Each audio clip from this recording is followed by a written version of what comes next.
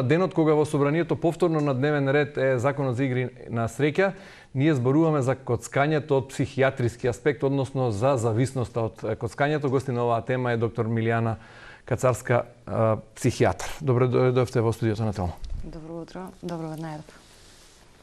Нема да навлегуваме во политичките дебати и дискусии дали треба законот да биде донесен, зошто претседателот, шефот на државата Пендаровски него подпиша првото донесување указот, па сега е повторно на дневен ред таму и кој е во право.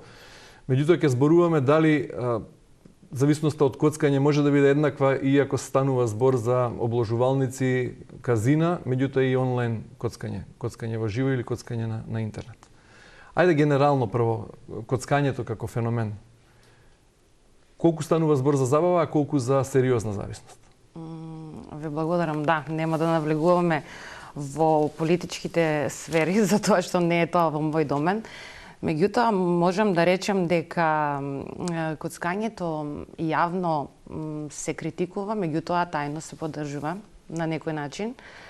Што се однесува од игра и забава до зависност, имаме... Зошто мислите, само ќе ве прекинам тука, тајно се поддржува? Од позадина се поддржува?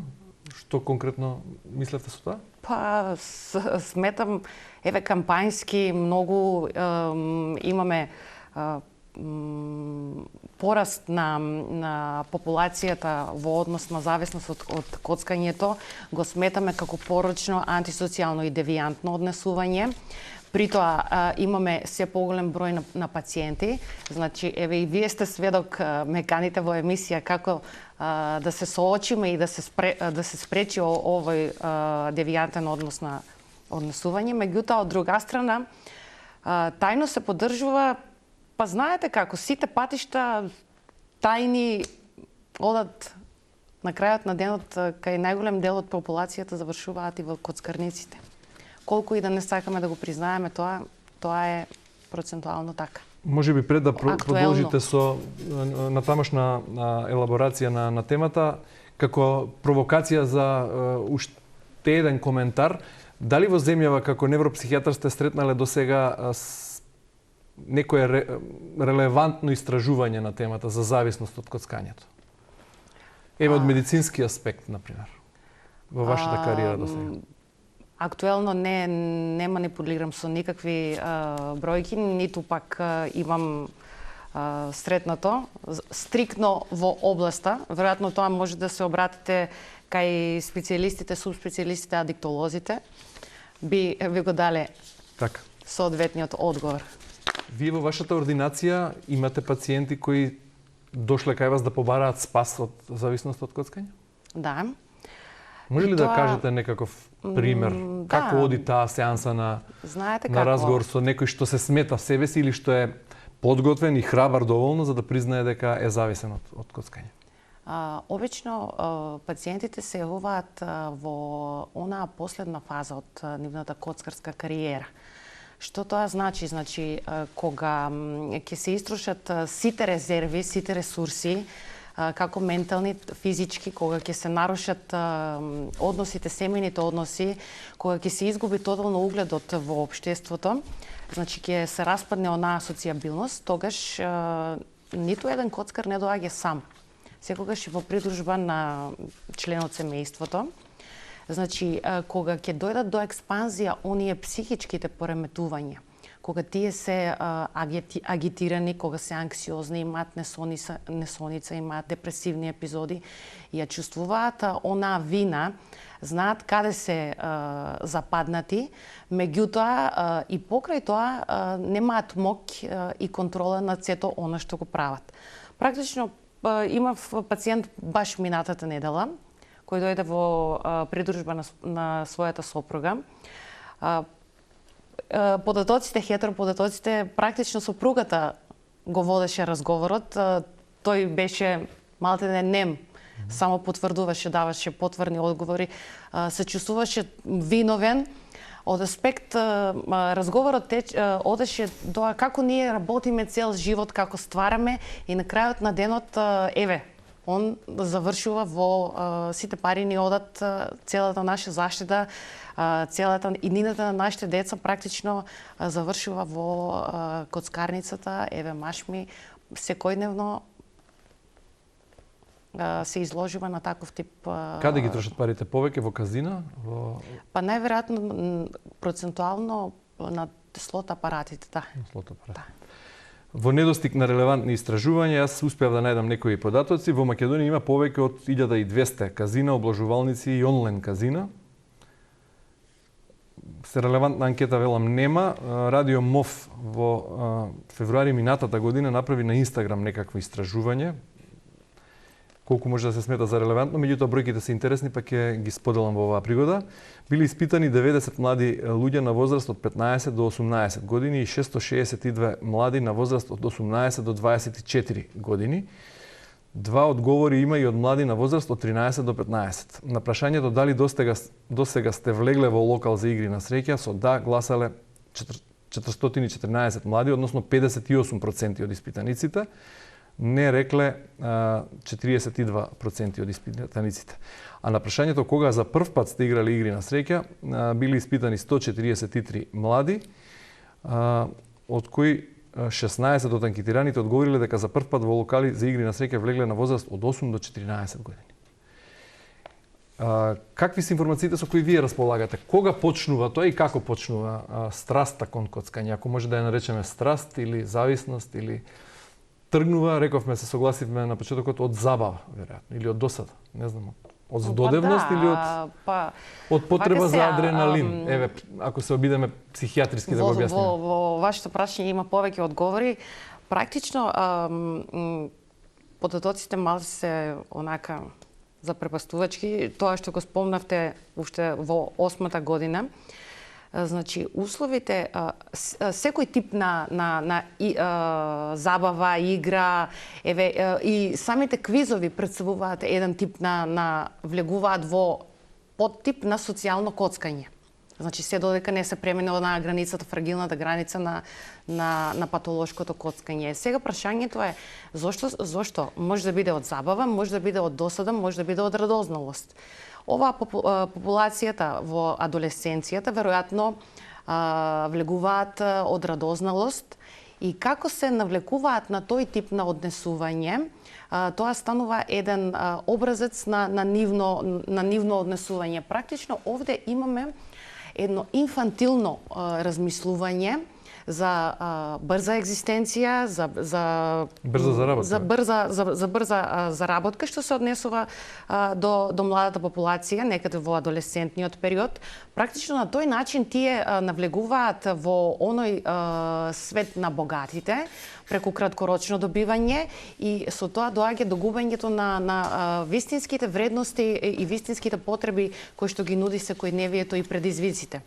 Што се однесува до другиот тип, значи, дали е потреба и зависност од адреналин. Да, затоа што самото општество, најчесто коцкањето е проблем кај општествата во кои што слоевите се диаметрално различни. Имаме многу богати и многу сиромашни. Додека едните влегуваат во коцкарница за да обезбедат екзистенција, сметајки лажно, значи решавање на проблемите, имаме и коцкари кои што се богаташи. Се поставува прашањето зошто тие влегуваат. Во нивниот централен нервен систем е поврзан со центрите за возбуда и тие во тие моменти се во потрага по едно ново искуство и по зголемен адреналин. Значи, едните влегуваат од екзистенционална природа, другите влегуваат од забава и повишен адреналин, односно соочување со некое искуство кое што самите треба да го споделат. Добро, вие сте имале можност да чуете некој. Веројатно е последниот пример што го спомнавте, станува збор за молчалив пациент за кој повеќе зборувала неговата сопруга, меѓутоа веројатно во вашата кариера сте имале и други кои дошле доброволно некако во оваа ситуација, веројатно под принуда на семејството, туку дошле доброволно и имале храброст да се соочат со фактот дека се зависни од влез во казино, обложувалница или локал со слот апарати.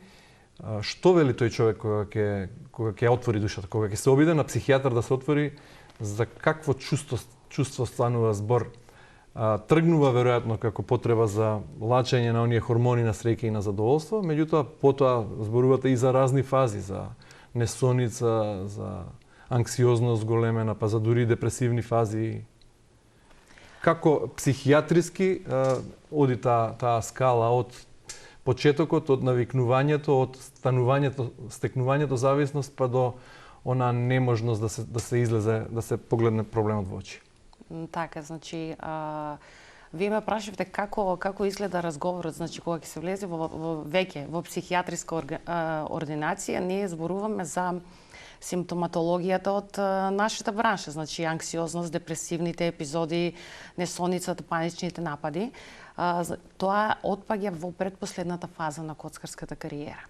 Именно почетокот, оние коцкари, веќе кои што ги нарекуваме, за жал, коцкари, ја имаат онаа позитивна возбуда и едно нереално очекување, што ги одржува за постојано влегување во коцкарниците.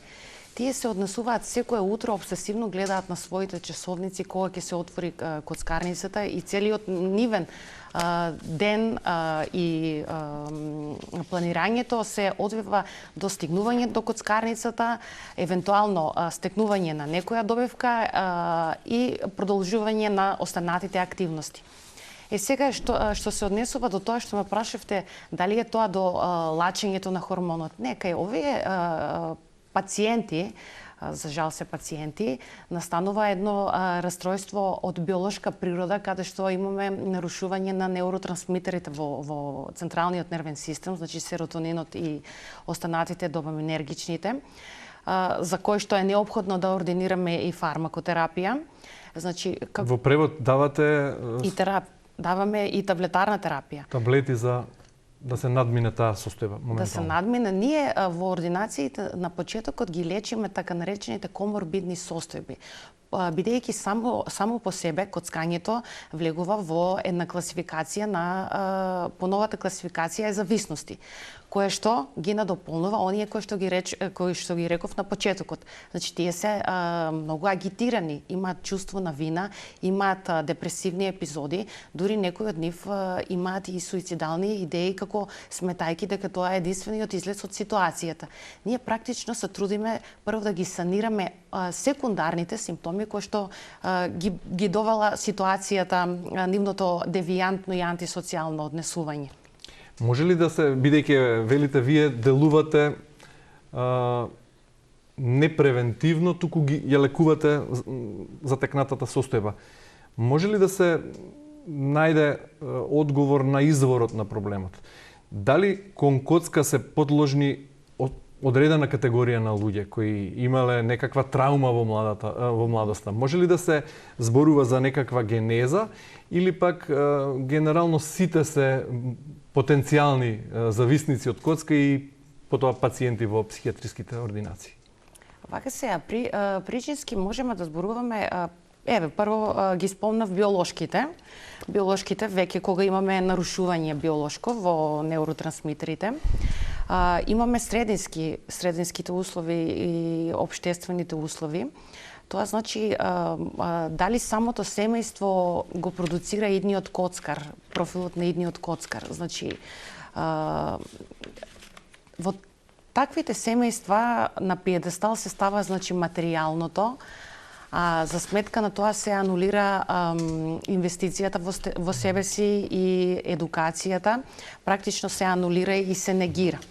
Од таквите семејства се продуцираат идните коцкари. Од друга страна, бихевиоризмот, природата на однесувањето на еден коцкар е исто така многу важна, длабоко согледување на себе во однос на образецот на своето однесување и восприемањето на истиот. Меѓутоа би го споделила и она психодинамското, затоа што денеска зборуваме од психијатриски аспект, што е многу интересно и интригантно, кога психодинамскиот модел, кој што го гледаме преку психоаналитичката теорија за коцкањето, практично коцкањето представува еден тип реакција на оние потиснати конфликти во самата подсвест.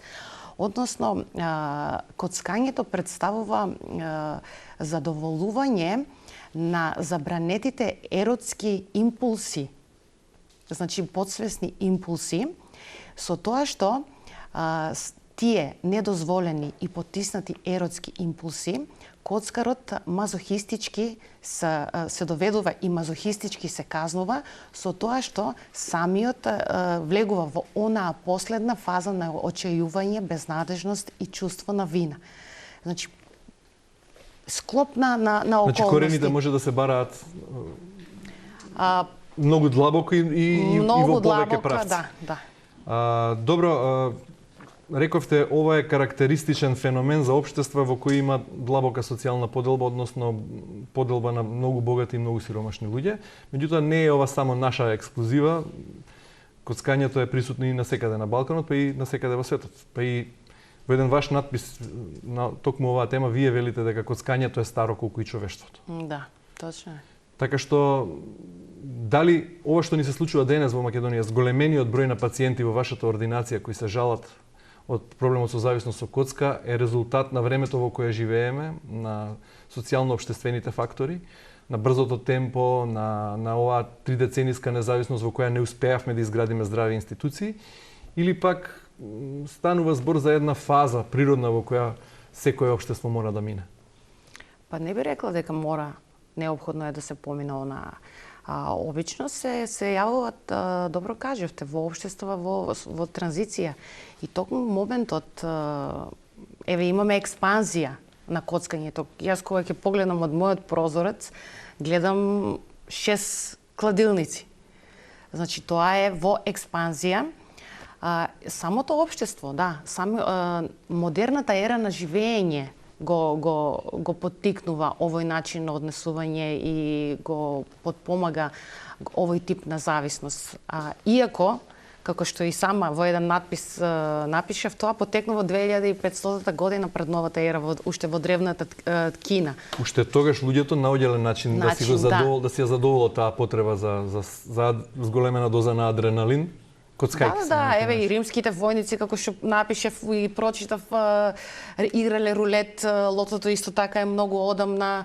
Значи, тоа не е од денеска. Меѓутоа, експанзијата сметам дека е моментално во подем, во пораст и не знаеме кога ќе ескалира ситуацијата во однос на зголемен број на патолошки ситуации. Ако на сите тие потенцијални коцкари не им се достапни толку обложувалници казина, мислите дека ќе се скрие, односно ќе се запре тој порив и нема да експлодира во некоја поинаква насока, бидејќи рековте станува збор за некоја прикриена еротска кочница или некоја травма од детство или некаква семејна генеза?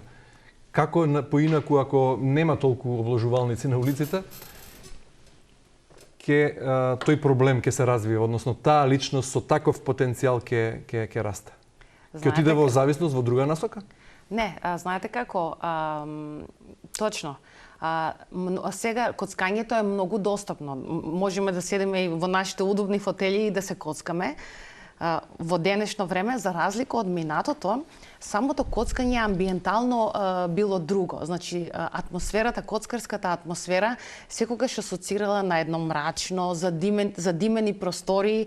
Значи, не мора да значи ако не ни се достапни казината или обложувалниците или било кој тип онлайн, нема да дојде до она одбрано друштво на коцкари, каде што се изнаоѓаат различни типови на игри во кои што пред се имаме размена на материјални добра. Значи, може да биде и амбиентално во други ситуации. Не мора да бидат само во објекти од од јавна. Добро, ве замолив за уште еден конкретен пример, ако може да кажете за некој пациент со кој сте се разговарале, односно се соочил со психијатар и во кој бил малку поразговорлив и сакал да открие некои делови од тоа што го носи како страст или како зависност. Дали се навлегува во коренот на проблемот? Дали тие сеанси кои ги имате со него, без разлика на таблетарната терапија, плюс се обидувате да најдете каде е коренот, или се обидувате да го насочите како таа потреба од адреналин или таа страст што го води секој утро да стане, да се разбуди, да оди последните пари да ги потроши во локал за игра на среќа, да ги замени со некоја друга страст, со нешто поздраво, понормално, ако може такво нешто да се каже. За жал, немам некое баш позитивно искуство во однос на пациентите, затоа што не само таблетарна терапија, ние се трудиме да проникнеме длабоко. Еве во конкретниот случај јас сум сертифицирана за рационално-емоционална бихевиорална терапија. Во денешно време особено успех дава когнитивната и рационално-емоционалната бихевиорална терапија. Затоа што ние се трудиме да направиме корекција на нивните мисловни дисторзии, нивните мисловни заблуди, односно основната нашата цел е да направиме корекција на нивната илузија за контрола. Затоа што тие сметаат дека имаат контрола над самите себе, над собствените мисли и над моментот кога тие ќе престанат да одат во коцкарница. Сега конкретен пример, ние сме почнале да работиме, значи пациентот ги изнесува сите фази.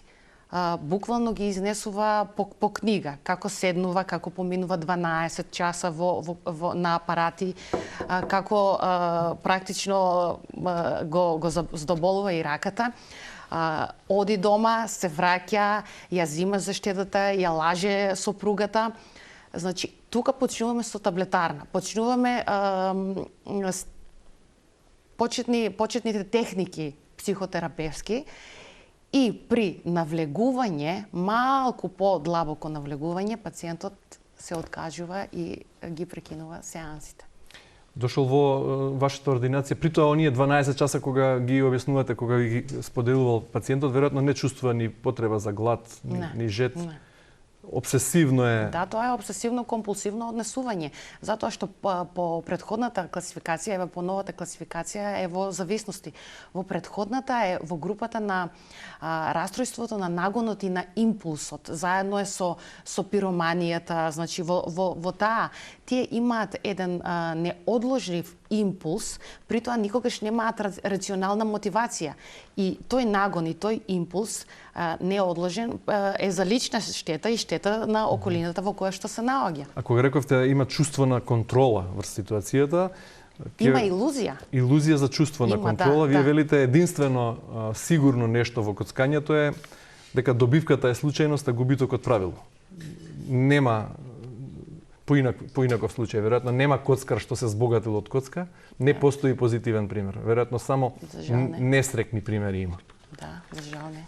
Доаѓаат кај вас во ординација луѓе кои не се во таа длабока терминална фаза од ако може така да се каже, на коцкање, на крајна фаза на кариера, некој што е на почеток на зависност, па да биде свесен, па да се обиде да побара помош, па вие да му речете немајте со коцка, пробајте со нешто друго? Не, за жал не. Немаме, јас барем немам ниту еден пример во кој што некој, затоа што практично и тоа е самиот смета дека јас ќе влезам уште 5-6 пати и тоа ќе биде се. Велите во категоријата на зависности, коцкањето спаѓа во оние основни како пироманството или како некои други? Не, тоа е по старата класификација со расстройство на импулсот и нагонот, по новата класификација во зависности, заедно како алкохолизмот, зависности од порнографија, зависности од психоактивни супстанции, значи по новата класификација се води во таа група. Кога станува збор за таа широка палета на зависности, коцкањето на која скала би можело да се стави? Дали се смета за едно од најтешките зависности, кога се споредува на пример со зависноста од дрога, алкохол или некои други? Дали кај вас во ординација се потешки пациенти оние зависници од коцка или пак оние од некоја друга зависност? Па и самиот наслов на ова вие што го имате прочитано, тоа е токсикоманија без дрога.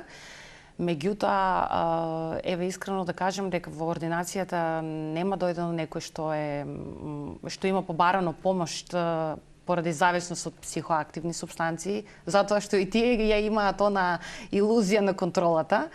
Во денешно време сметам дека на пиедесталот е зависноста од коцкањето.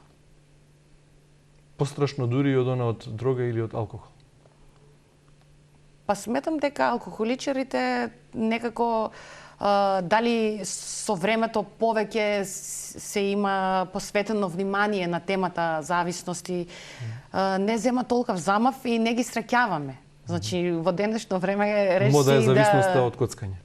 мода е зависноста од коцкање и за жал од психоактивни супстанции и тие неретко одат заедно. Дрога и коцка. Да. Добро, што ги советувате родителите кои ќе забележат дека нивното дете влегува во обложувалница, веројатно тие се првите чекори. Како ги советувате оние, ако може, на крајот, повторно инсистирам ја, превентивно нешто да се стори, а да не биде доцна? Па родителите веројатно не ги нотифицираат тие ситуации. Затоа што децата знаат дека не смеат да влегуваат. Адолесцентите не смеат да влегуваат, а за жал коцкарниците се полни со адолесценти и со тинеџери. Треба да има контрола генерално на движењето на секој родител треба да има контрола врз движењето на своето Добро, тоа е дете. повеќе социолошко прашање. Прашањето за вас како психијатар беше каде да се насочи потребата од тој вентил, веројатно секој има вентил да се за некоја траума од детство или некоја нешто психичко што секој го носи во себе, наместо да тргне по патот на коцката, да тргне по нешто друго за таму тој вентил да си ја најде чувството, некаква илузија за контрола на ситуацијата или за само докажување. Па зависи детето што ќе изрази желба, значи само треба да се поттикнуваат неговите амбиции, неговите идеи. Например, еве одиме во спорт, музика, меѓутоа треба да бидат препознаени и валидирани од самите родители. Тоа е основното. Значи, инвестицијата на родителите во децата и инвестицијата на самите деца во себе си е основното. Препознавање и инвестирање, а не ставање, како што на почетокот што кажев, материјалното на пиедестал и анулирање на се останато. Да, го спомнавте и спортот како една од најдобрите опции. Да, главно. Доктор Милијана, ви благодарам многу за гостувањето во утринската програма на Талма. И благодарам јас.